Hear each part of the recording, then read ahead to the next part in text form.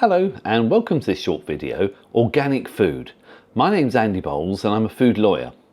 Now this is the fifth in a series of 100 short videos that I'm recording on UK food law topics. You may be watching this video as part of our online training service, which is available by subscription. If that's the case, then you can have access to some additional resources on this topic, but also an hour-long webinar, which of course goes into a lot more detail. But if you're watching this on our YouTube channel, you are of course very welcome. So the first question is, what is organic food? Well, organic food is food that's produced in accordance with the organic food regulations, but is also assessed and certified by an approved organic certification body. So I'll explore what that means in a moment. What sort of products are actually fall within the scope of organic food? Well, live, unprocessed products from agricultural origin, processed agricultural products used as food, animal feedstuffs, you've got things like seeds, you've got things like yeasts. Agricultural products is the theme across all of those sort of issues. And of course we're talking about things like fruit, vegetables could be organic, things like herbs and spices can all be organic, but also processed foods that contain ingredients of agricultural origin. So the scope of the regulations, who falls within the organic food regulations? Well, it's pretty much anyone who's involved in producing. So we have the primary production. What I mean by that is the sort of farming element of it, preparing, storing, importing, wholesaling, exporting, placing on the market organic foods. There are some notable exceptions, which I'll come on to in a moment.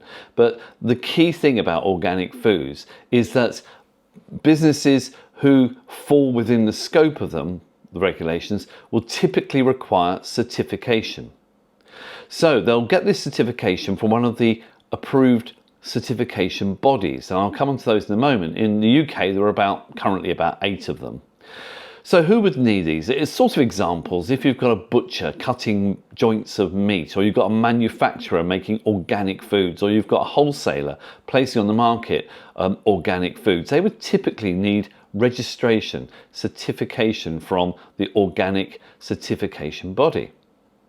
So the regulations don't apply to retailers selling pre-packed foods. So your supermarkets, if all they're doing is receiving in packaged organic foods and they're putting them on display and that's it pretty much, they don't require the certification.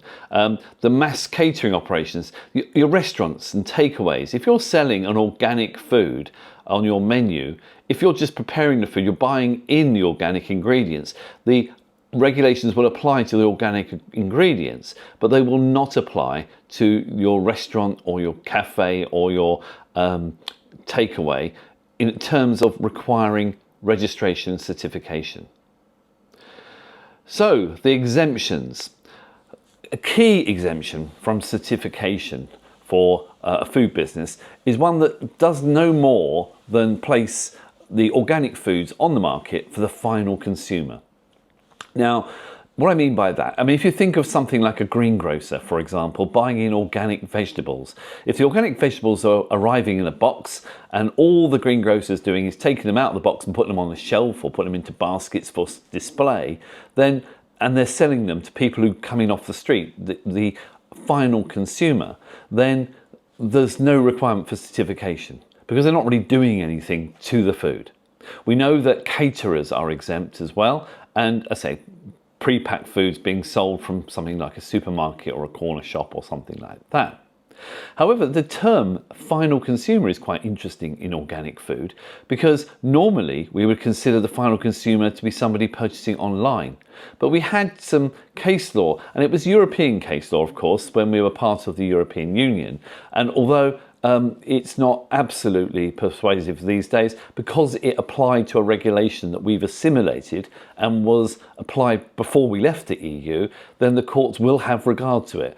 And in that ruling, the European Court took the view that online sales were not supplied to the final consumer for the purposes of organic food, simply because organic food supply relies on certification.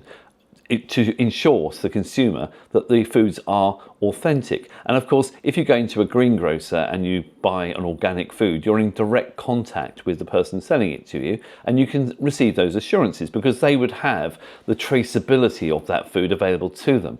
But the European Court felt that that was not appropriate for online sales. So an interesting one. We'll see how that develops in the UK over coming months and years.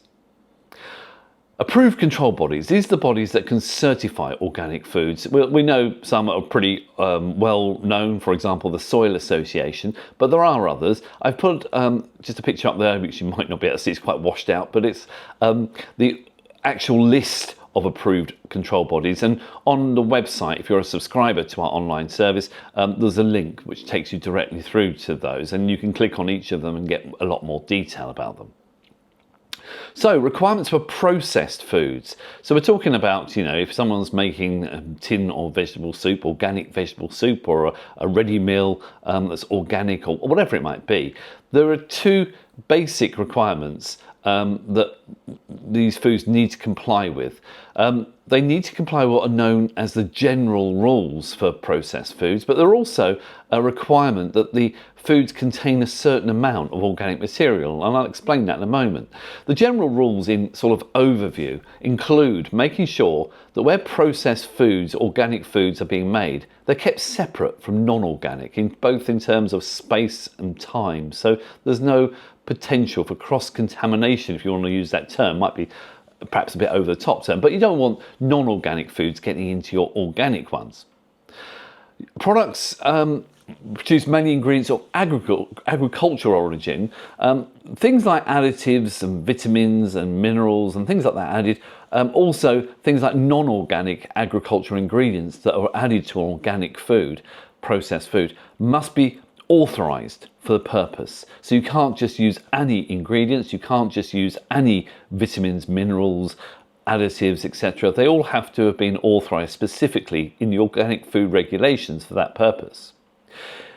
If you've got an organic food and in the ingredients list you list an organic ingredient, then you can't also have the same ingredient in its non-organic form. It can only be present either as non-organic, and I'll come on to that in a moment, or organic. You can't have a mixture of both on a ingredients list. There are also within the general rule some prohibited techniques and substances. You can't put something into an organic food that will cover up for things like negligence or for properties that are lost during processing or that could be misleading. The term organic on a processed food can only be used if 95% of the ingredients of agricultural origin are organic. So what I mean by the use of the word organic, I mean the name of the food. So if you've got organic vegetable soup, then on the ingredients list, at least 95% of the agricultural ingredients must be certified as organic. If they're not, so you've got a vegetable soup that contains organic ingredients, but it's less than 95% of the agricultural ingredients are indeed certified organic. They can't use the name, or you can't use the name organic in the name, but you can just put it in the ingredients list. So you can make, vegetable soup made with organic ingredients. And in the ingredients list, then you would actually identify the non-organic and the organic ingredients. Labelling. Products labelled as organic need to have two of the following three items. They must have a certification body code number. Also, a statement of agricultural origin. So UK agriculture, UK or non-UK agriculture, or non-UK agriculture.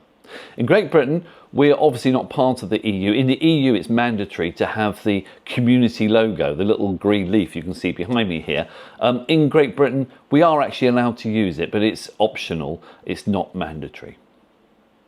There we are. That's just a very brief guide to organic food. If you would like to know a bit more, then you may, of course, want to subscribe to our online training website.